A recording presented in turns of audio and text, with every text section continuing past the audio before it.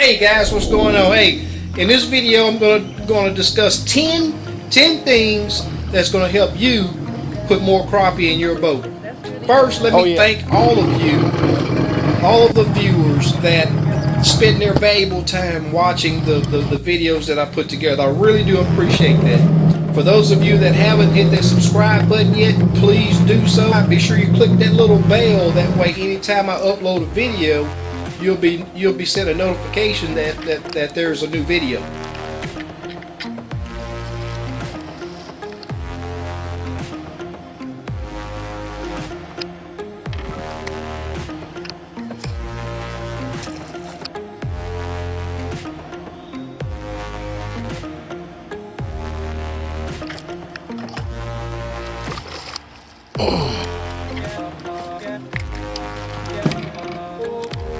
That's more like it.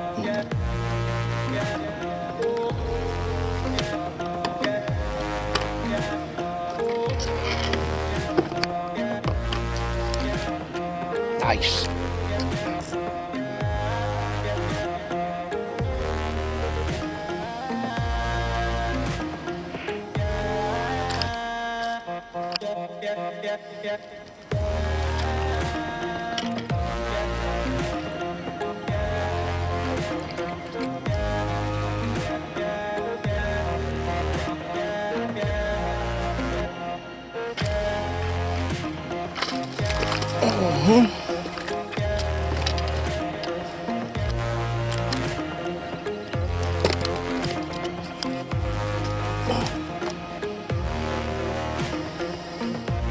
Great big old solid black crappie.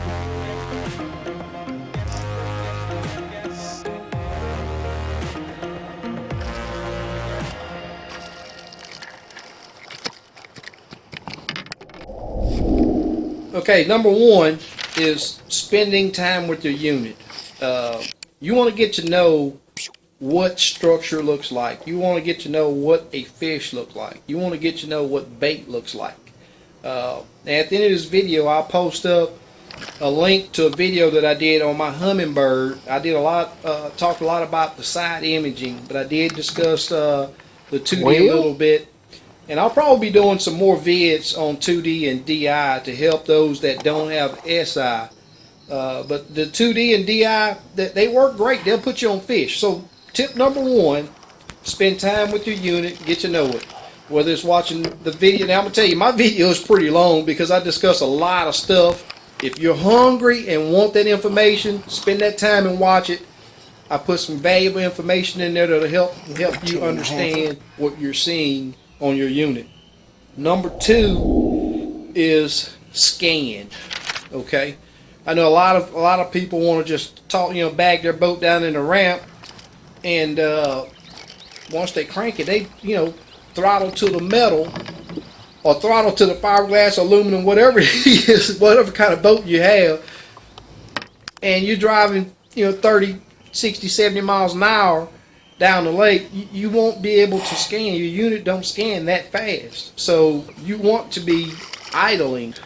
Number two is you want to idle to scan. Okay, and I'm gonna throw this in as a bonus. You don't want to go out and expect and think that you're going to scan the entire lake. Go out and pick you one small section. The crappie are going to be all over the lake. They don't just run from the south to the north. They don't go from the north to the west. The crappie are going to be all over a lake. All over it. So spend time in one area. Number three is marker buoys. You want marker buoys in your boat. I have 4 that are available for me to use. Markers are very important and will help you get dialed in on the location of the brush, stump, lay down, whatever the structure is. It'll help you get dialed in because there will be a time that comes to where you won't toss that buoy on the proper location to have you in the right area to where you're on the structure and where the fish want your jig. And what I try to do is put that, when I do first see that structure on my unit, I'll try to throw that marker out to where it's located upwind of that structure. That way when you go to fish it, you're not fighting your troll motor trying to keep it out of your marker buoy. But if you do so happen to throw it in the wrong area, you can use that second marker to toss it upwind to get it out of your way and scoop up that other one so it won't interfere with you fishing. That's number 3. Number 4, I know a lot of people may not have troll motors, but a troll motor is a very important piece of equipment to help you catch crappie. I know a lot of people think you can just throw an anchor out, and you can, but you're not going to fish a brush pile effectively if you're putting an anchor out, throwing an anchor out. You want to use a troll motor, that way you can hit different sides, and if there is another piece of structure close by, just troll over there without having to crank your motor up. Number 5, always fish the structure from the minute your jig hits the water all the way down. In other words, you want tension between your rod and your jig while that jig is falling. You don't want to just pitch it out and just let it fall down, because you will miss a lot of hits. And I know if you watching this video that there are a lot of hook sets that I get, and I'm watching my line, you won't see the rod move. That there'll be a negative hit towards that crappie will just come up under that jig, and if you just flip it out there just letting that jig free fall, you're gonna miss a lot of hits like that. So you want to follow that jig down. You want to be in control of it coming down, because a lot of hits will come as you're slowly allowing that jig to come down.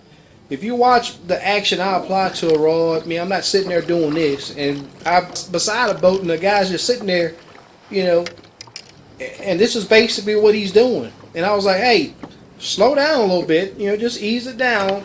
You can jig it a little bit, but you don't want to be sitting there. You may catch a fish or two, but you're not going to catch what you should be catching if you don't fish. Number 6, pay attention to the water. And what I mean by that, you want to be in an area where there's some bait. Okay, so if the fish are chasing the bait, you'll see them come up flickering, the shad, minnows, all the other stuff that they'll come up and show themselves. Pay attention to the size of that bait. It'll help you get on a lot of fish. If it's a real small shad, downsize that jig if it's possible, if the wind will allow or current will allow. Downsize that jig. And I'm going to tell you, this will be another bonus. I'll tell you something that's helped me a lot here lately, is going with a heavy head, small hook. That way I can still have the weight, but the jig is going to be small. Okay, that's put a lot of fish in my boat lately. I know that I've been talking in my past couple videos about using small jigs.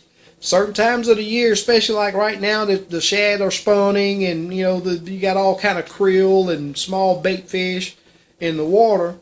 That's what these fish are eating. So you need to match the hatch. Go with smaller jigs. It's a great technique and will help you put fish in your boat. That's number 6. Pay attention to your surroundings. Pay attention to the water. Pay attention to the bait.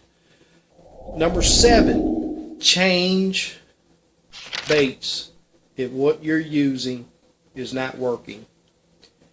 I mention this a lot. People want to hear, use this jig, use this color pattern, use this style bait, use that. I'm not going to give you false hope, because that's if somebody tells you this color is magic, that's false hope. Because I've seen a time where cloud coverage of sun, that bait they was hitting on, they're not going to touch it. There are so many variables that go into what a crappie will hit, when it will hit it, that I don't give people false hopes. And that's what you're getting if somebody, this color here, this is magic for here and magic for there. There is no magic color when it comes to crappie. light penetration through the water is off the chart how much that changes what a crappie will hit. So I will always say, have your lineup of high contrast, low contrast, dark, bright, light, natural colored baits. Lay them out and run through them. Let the fish tell you what they want at that minute. Now with me, I know you always see, I got 3 or 4 rods, vertical jigging rods in my boat, and I have a different bait tied on each rod. So if I find a color that's working right now and it stops, I'll grab another rod and try a different color. Now a lot of times when the sun covers the sun, when the cloud covers the sun, they're gonna hit one color. When the sun is bright, they'll hit another color. I see that a lot. Morning color, evening color, midday color, all that stuff makes a gigantic difference. So don't put your hope into, oh, I know that they're going to hit this color, because that don't work. Okay, be open to change colors. Be open to change sizes of baits. That's number 7. Number 8. It takes time to apply scent to your jig. It's time well spent. There are times when you do not need scent, and I have Berkley crappie nibbles that are working great right now. I have the Slab sauce. I have the Gsauce. I have several other ones. I go with what works. And there are times that the crappie nibbles, they're not hitting the crappie nibbles, and I'll use a spray or a dip or any other. There are several different types of. I can't tell you that, hey, use this because it's going to work right now, because it's just like with the jig color. I don't want to give you false hope. Get you a few different scents, shad scent, garlic, whatever the case may be. Get you a few of those and just keep them in your boat and let the fish tell you what they want. But at times you will have to have scent. Now that is a guarantee. I guarantee you that. It does take time, but it pays off, okay? It's time well spent applying scent at times, okay? That's number 8. Number 9. When you get that thump, if you're crappie fishing, especially vertical jigging, even casting, the thump is the bite. Don't expect them to grab it and run off like a bass or a catfish. It's not going to happen. Not all the time. 1% of the bite, they may grab it and run with it. Not 99% of the time, 97% of the time, it's going to be a tick, thump. The other 2% of the time, it could be a negative hit, whereas they just slackline you. So paying attention to your line, and when they thump it, don't sit there and procrastinate. You want to be setting that hook, which brings up tip number 10. I know you see how I lay into these crappie.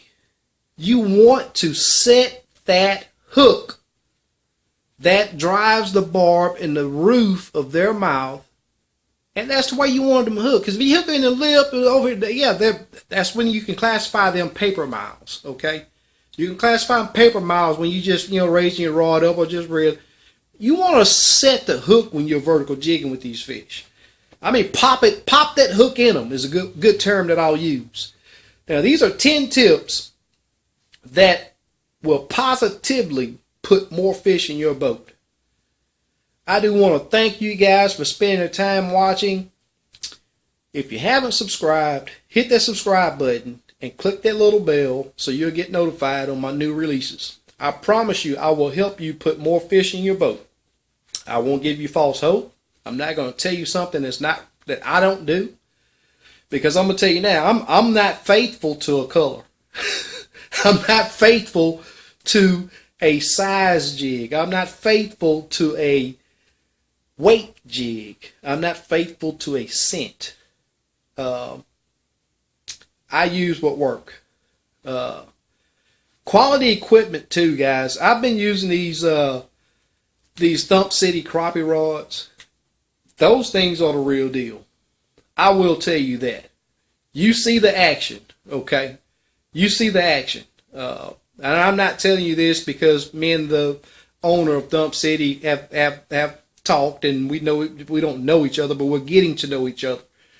Okay, I'm not saying that the rods are good behind that. You see what these rods are doing. Okay, the sensitivity is unreal. They are a very light rod, but once you set that hook, the backbone that these rods have will catch you by surprise. The very first fish that I caught on this rod, I was like, what's the deal with this? How can this rod be so light, so sensitive, and be a monster on that backbone? New shipment coming in soon.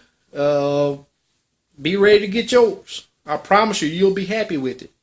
Anyway, guys, that's 10 tips. I'm not going to sit here and preach all night. I'm not going to sit here and take up all of your time. That's 10 valuable tips. Go back and check it out.